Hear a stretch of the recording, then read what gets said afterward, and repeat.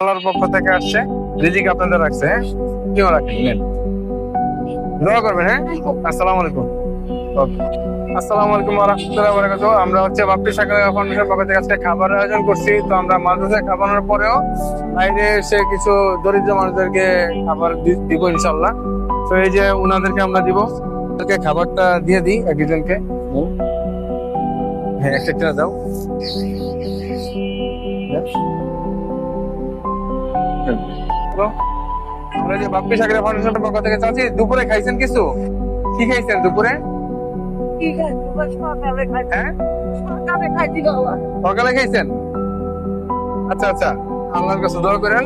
আর এই খাবার আল্লাহ আপনারা পাঠাইছে, ঠিক আছে? আল্লাহ পাঠাইছে। হ্যাঁ হ্যাঁ হ্যাঁ,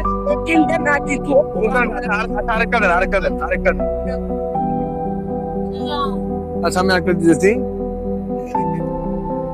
আরেকটা দেন।